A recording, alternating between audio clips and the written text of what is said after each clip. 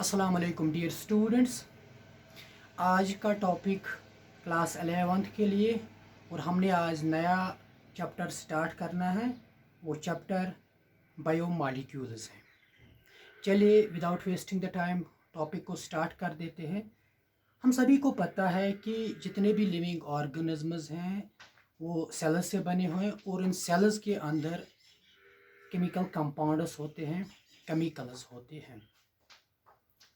और हम ऐसे कह सकते हैं all living organs are made up of the different kinds of the compounds. जब हम उन लिविंग ऑर्गेनिज्म के सेल्स के अंदर जो कंपाउंड्स हैं या केमिकल्स हैं उन केमिकल्स के बारे में पढ़ेंगे या उनके फिजिको केमिकल रिएक्शंस पढ़ेंगे, that is the physical as well as the chemical reaction and the life processes of the living organ. उस पढ़ने को हम कहते हैं, हम पढ़ रहे हैं biochemistry, the branch of biology which deals with the study of the chemicals, physicochemical reactions of the living cells and the life process which are going in the living cells. That branch is called as the biochemistry, and the compounds present in the living organisms are called as the biomolecules. जितने भी compounds biomolecule living organisms के अंदर होते हैं उनको हम कहते हैं बायोमॉलिक्यूल्स। लेकिन अगर मैं डेफिनेशन ले लूँ एनसीईआरटी की, according to NCERT all the carbon containing compounds which we get from the living tissues or the living organisms are called as the biomolecules. तो बायोमॉलिक्यूल्स को आप दो तरीके से और सिंपली कह सकते हो। The compounds present in the living organs are called the biomolecules, और the carbon compounds which we get from the living organisms are called as biomolecules. अब अगर हम केमिकल कंपोजिशन ऑफ सेल देखेंगे, the chemical composition of cell reveals that it is made up of such as carbon, hydrogen, oxygen, sulfur, phosphorus. और अगर मैं एक non living thing ले लूं, चाहे मैं पीस ऑफ रॉक ले लूं, उसके में अगर केमिकल कंपोजिशन देख रहा हूं तो it is somewhat more or less similar to the chemical composition of the living organisms. So the next point is how the chemical composition of the living cell is analyzed. किस तरह हम analyse करते हैं कि chemical किन किन चीज़ों से ये सेल बनी है, सेल में कौन कौन से केमिकल्स होते हैं. That is called as the chemical analysis of the cell. The chemical analysis of the cell can be carried out by means of the two methods. One is called as the acid soluble method and another one is called as ash analysis. पहले वाले पे आ जाते हैं, that is the acid solubility method. Acid solubility method में हम क्या करते हैं, एक लिविंग टिश्यू ले लेते हैं such as a vegetable, a part of an organ such as liver का ले लेंगे, उसको मिक्स कर देते हैं हम एक एसिड से जिसको हम कहते हैं trichloroacetic acid, ClClCCOOH, trichloroacetic acid, trichloroacetic acid trichloro Cl3CCCOH. उस लिविंग टिश्यू और जो हमने मिलाया किसके साथ, ट्राइक्लोरोएसिटिक एसिड के साथ, उसको ग्राइंड करेंगे हम, पिसेंगे हम with the help of motor and piston.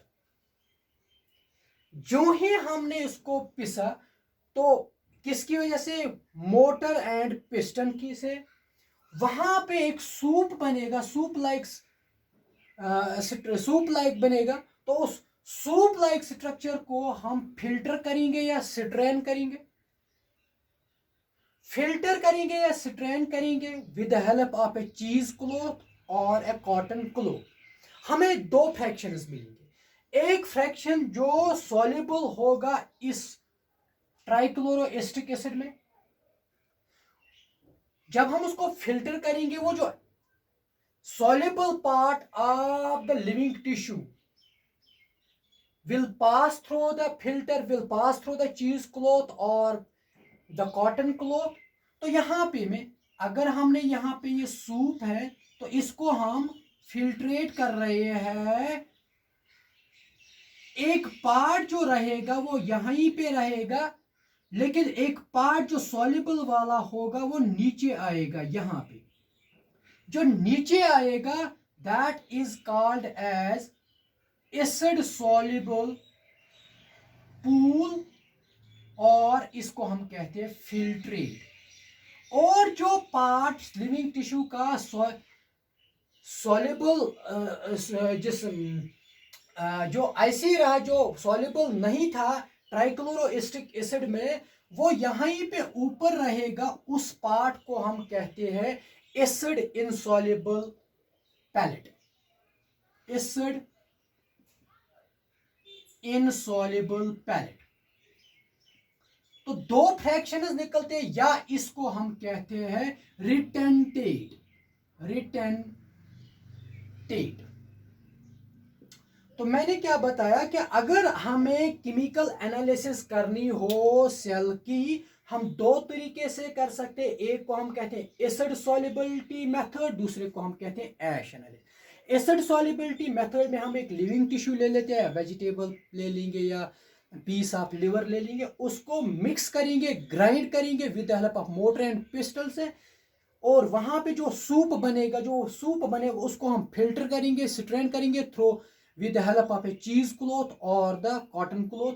हमें दो फ्रैक्शंस निकलेंगे। एक जो नीचे आएगा, जो फिल्ट्रेट आएगा, उसको हम कहते हैं एसिड सॉल्युबल पूल और द फिल्ट्रेट। दूसरा जो हम आएगा उसको हम कहते हैं एसिड इनसॉल्युबल पैलेट और रिटेंटेट। जो एसिड सॉल्युबल पूल या फिल्ट्रेट जिसको हम कहते हैं, इसमें देखा गया है कि इसमें मैनली छोटे छोटे जो मॉलिक्यूल्स होंगे up to ranging from 18 to 800 daltons जिनका वेट होगा, वो पास होंगे थ्रू दिस चीज क्लॉथ और द कॉटन क्लॉथ। और उस तो सिंपल मॉलिक्यूल्स होंगे वो फिल्ट्रेट पार्ट में आएंगे, और उनको हम फर्दर फिर एनालाइज करेंगे by means of various separation techniques such as chromatography, जिस एगरोजेल इलेक्ट्रोफोरेसिस। उतना आपको हायर नहीं जाना है। तो दूसरा पार्ट जो है that is the acid insoluble pellet, जो ऊपर ही रहा, जो उसी चीज क्लॉथ में ही रहा, जो पास नहीं हो सका उस चीज क्लॉथ से या कॉटन क्लॉथ से, जिसको हमने नाम दिया, क्या नाम दिया उसको हमने, एसिड इनसॉल्युबल पैलेट और रिटेंटेट। और इस रिटेंटेट में बिगर मॉलिक्यूल्स होंगे, बिगर कंपाउंड होंगे सच एज कार्बोहाइड्रेट, पॉलीसेक्राइड्स होंगे, प्रोटीन्स होंगे, न्यूक्लिक एसिड्स होंगे, और इनको भी हम फर्दर एनालाइज कर सकते हैं by means of various techniques से। तो नेक्स्ट मेथड जो होता है, that next method is a simple method that is called as an ash analysis. इसमें इस ऐश एनालिसिस में हम क्या करते हैं, थोड़ा सा एक small amount of living tissue लिया, small amount of living tissue हमने लिया, किस टेक्निक में, ऐश में, उसको हम ड्राई करेंगे, ओवन ड्राई किया ओवन से। ड्राई करने के बाद, ड्राई करने से क्या होगा, वाटर इससे रिमूव होगा। वाटर जब रिमूव होगा, जो रिमेनिंग यहां से ओवन ड्राई से क्या होगा, वाटर गेट्स रिमूव।